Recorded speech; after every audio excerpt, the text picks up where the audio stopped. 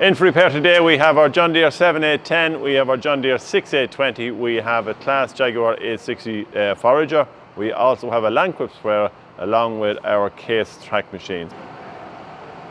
So first of all, before we get started, I want to draw attention to a tractor run which takes place on June the 3rd. It's at 11 AM and it's registration from 9 AM in the Castle Jordan Community Centre. It's a memorial run for Barry Kine. So Barry was a fair in Leinster Farm Machines, and yeah, a great worthy cause. Again, it's all proceeds are in aid of suicide awareness. So don't forget to get your tractors out the 3rd of June, the Barry Kine Memorial Tractor Run. Also, we have a barn dance which takes place in McGahan's Churchtown. We have the lineup of Robert McHale. We also have a supporting act of Claire Dillon and DJ Ned. It's in aid of Clonkeen Church. So that takes place on, where are we? Yeah, Sunday the 2nd of June. So yeah, another good day out.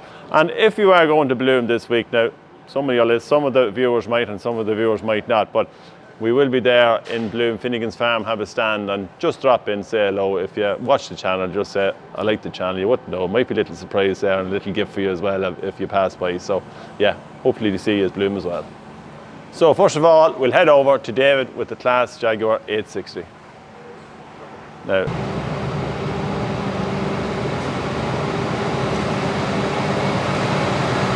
so we have a Claas Jaguar 860 in just for a little bit of routine maintenance before we hit the fields with it. David's actually going to drive with this, so I think I've handed the reins over to you yeah, because I just said I'd take a little bit of a back seat now. We will do a bit of a trainer with you, but you have experience in harvesters anyway, haven't you? Yeah, I've been working them for a good few years now. Yeah. So it's family there in the game, contracting game. So between New Holland FX58s and the old 1188s and the big X650 and the big X850.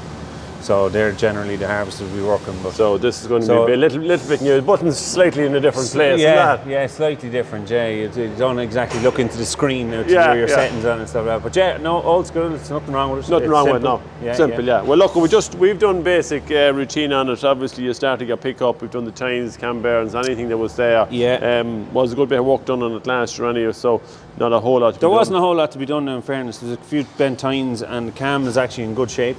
Yeah. We'll know more when we go picking up grass. Yeah. But it seems all right. It's running smooth enough.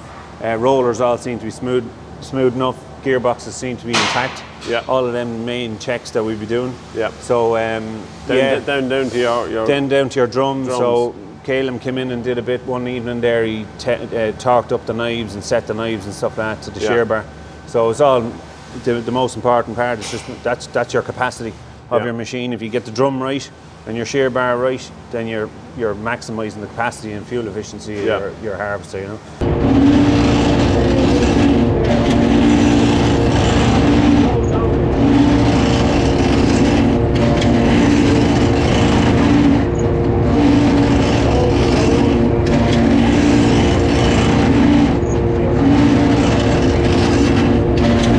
So that's generally where we've done most of the work, just to make sure it's singing along, you know. Yeah, because it does make a hell of a difference when it's yeah, just getting the knife set out from your drum is the main thing. Just create as much capacity as you can in behind the knife, without going too far. You know that you have a setting on your shear bar. You go out with your shear bar, and you bring your knives out to that, and you set them. Yeah. Once you run back your shear bar, then sharpen it all up, make sure they're all level. Then bring back in your shear bar. Yeah, we sharpened it there yesterday. So it's all done. So yeah, other than that, we checked out liners in the chute, engine serviced up, all's good to go. Yeah, oil levels are all good, belts seem to be good.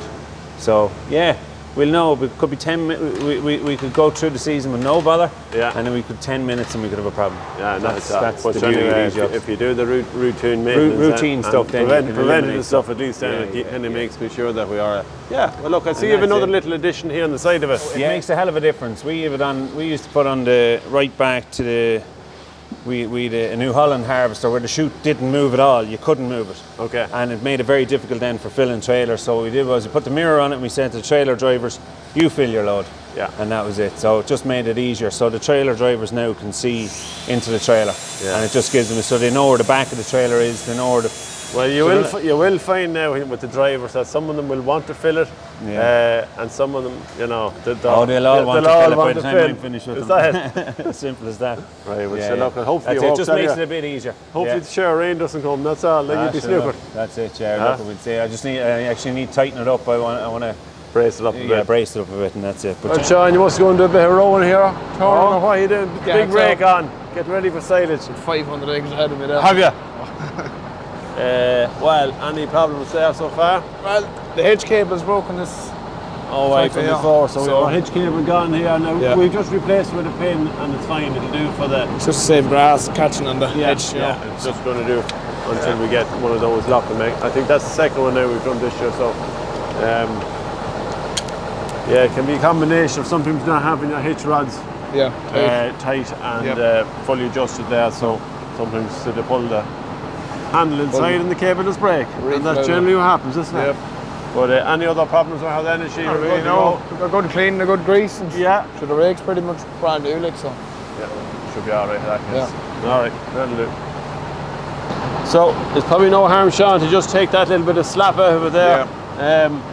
Looking in here. Tying them up. I say they want to be oiled up now. Probably has been working there on the cattle farm and probably didn't see a whole lot of grease, did you? No. So yeah, just important to take that slap out. You don't want it swaying around the place. So we'll take the two stabilisers off and we'll grease them up and then free them up then. So stabiliser is off, we have it in the bench here and we went just to free it up and absolutely sea solid, Sean. Don't you know? So I'm not going to even attempt to do that, and I think it's a job for the hot spanner. So bottles. Give it a bit of heat, see what happens.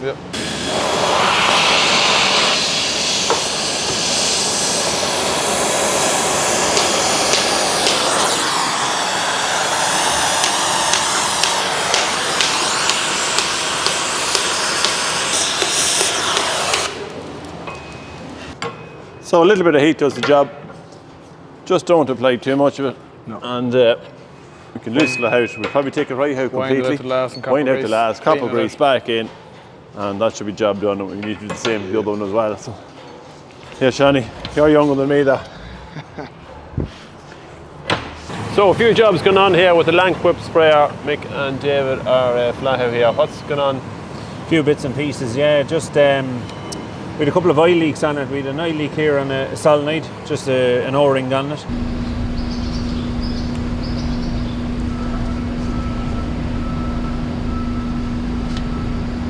Hammer down. Mick. I'll be finding that now. What's the one? Normal.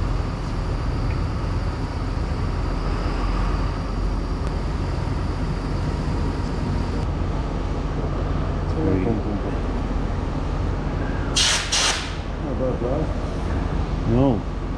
Yeah. So that was an easy fix. A couple of easy fixes actually, which is nice. We had another dowdy washer on the accumulator over here in the T-piece. Sorted that. There's a little stabilising rams here. You'll see it in the video. We've just so we've one on either side, and the idea is when you're going around tram lines and that, you can actually steady your booms. Yeah. And then you go to the far side, you let them off, and just one of them got bent. So it's just rough ground or whatever. Okay. So it can happen, and can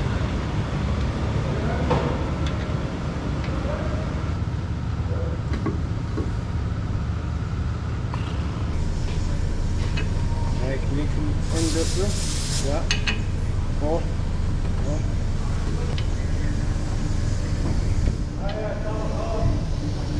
Is it gone?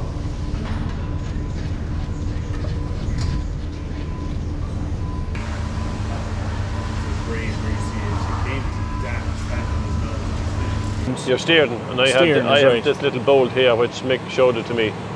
Threads kind of, well, I wouldn't say completely gone, but a little bit stripped on it. And the purpose of that bolt is for adjusting the speed of your steering as your tractor turns. Your wheels should so left to right. So you want to balance them out. So there's solenoid here, double acting solenoid, so left and right, and you can there's a little adjuster on the other side of it.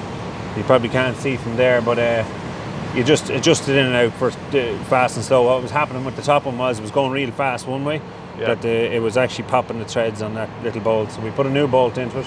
We're going to suss it out now and see how long we get out. Fingers crossed. We might have to put a little bit of a brace on top just to give it a bit of support. Yeah, we'll see after that. But other than that, we're after changing over wheels to roll crops, and that's it. And we'll she's ready for the spud job. Send him on his way. Yeah, exactly.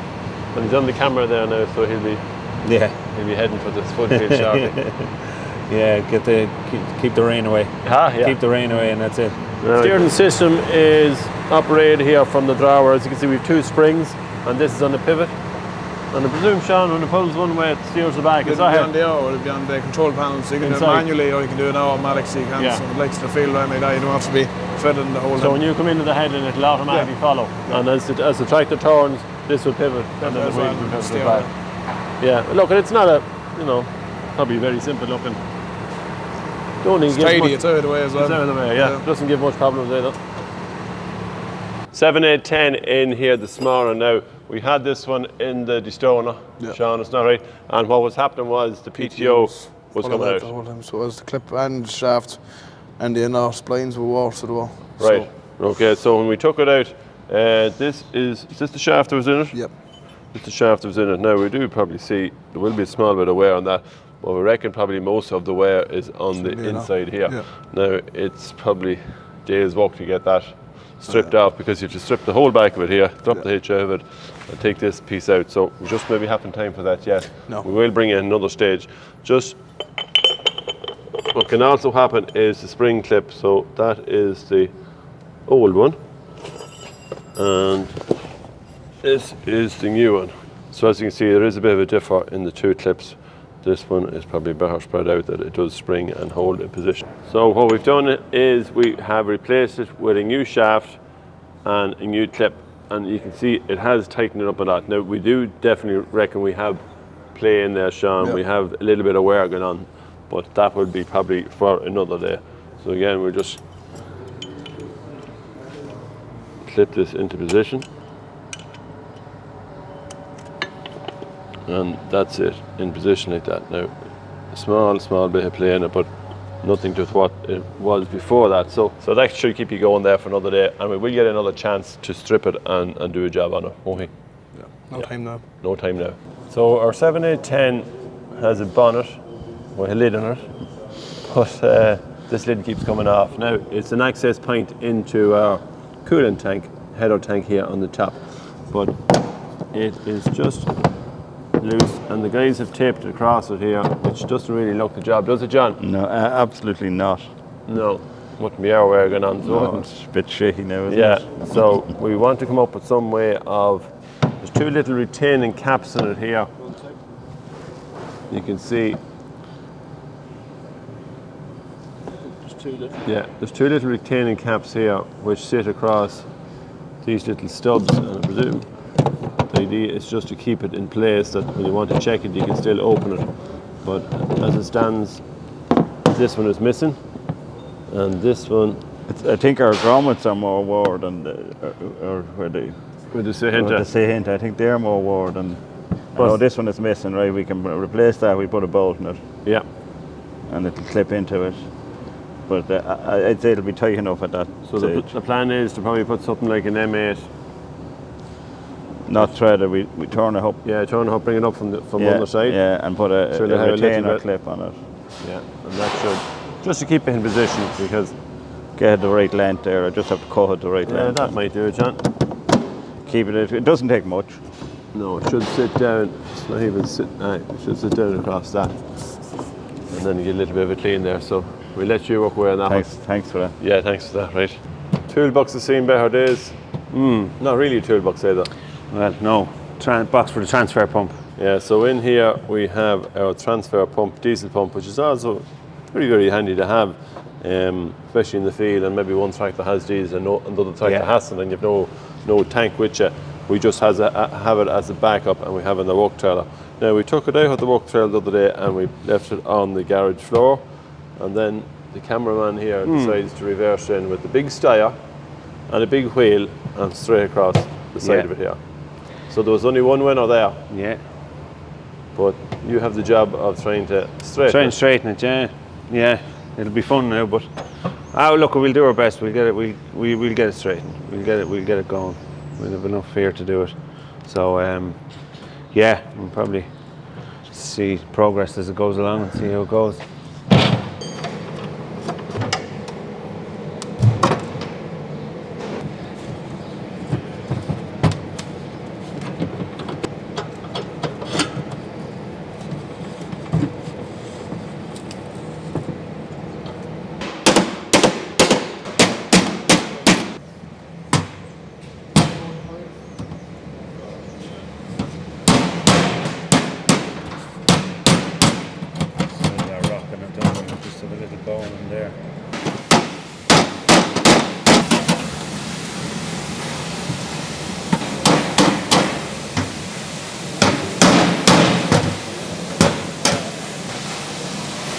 Well, Mick, you seem to have an issue here with the CX130. What's going on? Lack of drive. And a little jingle from this corner, so it was obvious that there was something in here, one of the handier ones so far. Well, bit of a dog getting that plate off. Yeah, so we're after stripping the drive in it here just to see what's actually going on. Was a few probably possibilities that it could be. Maybe that could be sheared. I think that's when we Or snapped. Or snapped, yeah, but that hasn't actually snapped. Nope. Your coupler, on the other hand, is worn. Yeah, it's well worn. You can see the points here on the gears on it. And there is a good bit of play on that. The other side's worse. Yeah, the other side is worse. And in here on the pump side, I presume, is that it? Yeah. Yeah, well, motor side, we have, there seems to be a small bit of wear on that, but we're just going to probably replace the coupler and the stub shaft to see if we might just get away with that, will we? Well, to me, that's heavily worn. The collar is definitely well skinned. This lad here. Yeah. Butcher, one way to find out. Yeah. A lot handier doing that than taking the whole of half. Yeah, well, sure, if anyone has any comments on what you should do here, we're just going to, everything else then, the plan is... I have one gear off there because I had to get this collar out. Which? They feel okay. The teeth, actually that's the surprising thing on that little one. I would have expected these to be wrecked. And like there's no rub there and there's no step. So we'll assume that end is okay, but probably because of this end here. May change that, I'd say. Yeah. And the collar, and we'll see how we do. Right, okay, well, all that happened was we had no drive on one side. It was slewing around in a circle. So tiny piece for a big machine, around in a circle, huh? Tiny piece for yeah, a big it's amazing to think that drive comes through that, isn't it? Speed multiplication. Yeah. So that's really it now. We just need to order up one of these and put it into it, and we'll take it from there, see how we get on. Probably will change the oil. The oil is fairly black. So it's out of it? Yeah, it's out of it, yeah. And well, just we have a problem with the anyway. level bung. I'd say we'll have to bring that back and redden it. Okay. So not too bad? Oh jeez, no, if that works. Happy days. So that's it for this week's Workshop Wednesday. Apologies there that we haven't posted the video over the last couple of weeks, but as you know, we have been very busy in the fields and it just takes so much time to get this organised, and Cahill was away and I was away. David, everyone was out working in the field. So yeah, look at, don't forget to like, subscribe to the videos. You will get a notification and it is free. And yeah, we'll talk to you all next week.